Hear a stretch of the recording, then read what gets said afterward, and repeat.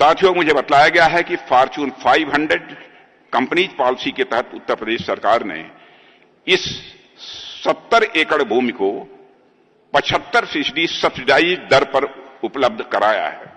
शायद मैं समझता हूं यह देश में कहीं नहीं है। हालांकि अभी यह भूमि भले ही 75% सब्सिडी पर दी गई हो, लेकिन आने वाले समय में मुझे पूरा विश्वास है कि यह निर्णय सरकार के लिए कहीं अधिक फायदेमंद साबित होगा।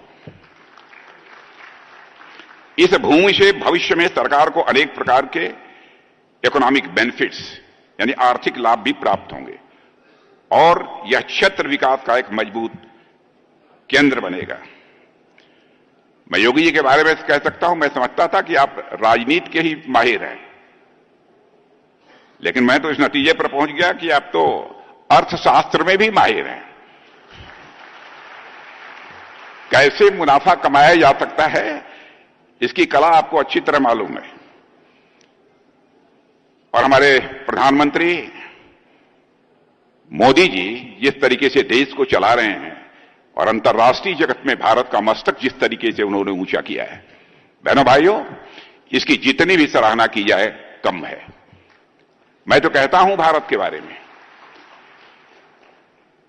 पहले इंटरनेशनल फोरम पर भारत कुछ भी बोलता था तो भारत की बातों को जिस गंभीरतापूर्वक लिया जाना चाहिए, इंटरनेशनल फोरम पर नहीं लिया जाता था। लेकिन आज इंटरनेशनल फोरम पर भारत कुछ बोलता है तो सारी दुनिया कान खोलकर सुनती है भारत बोल क्या रहा है। यह भारत की हैसियत बनी है।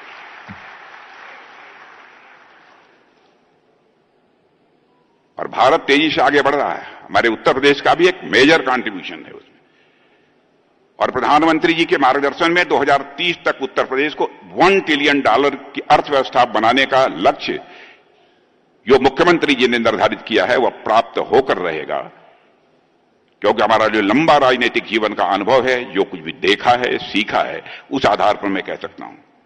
और मुझे पूरा विश्वास है कि उत्तर प्रदेश समय से पहले ही इस लक्ष्य को हासिल करेगा।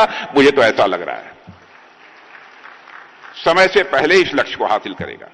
आज जब भारत 2047 तक एक विकसित राष्ट्र के लक्ष्य को हासिल करने के लिए तेजी से आगे बढ़ रहा है, तो उसमें उत्तर प्रदेश का योगदान मैं मानता हूं कि बहुत ही महत्वपूर्ण होने वाला है। साथियों, आप सब जानते हैं एक विकसित भारत का रास्ता विकसित उत्तर प्रदेश से होकर ही जाएगा, ऐसा मैं आज विश्वास के साथ कह सकता हूं। विकसित भारत का रास्ता कहीं से जाएगा तो विकसित उत्तर प्रदेश से होकर ही जाएगा, ऐसा मेरा पक्का विश्वास है।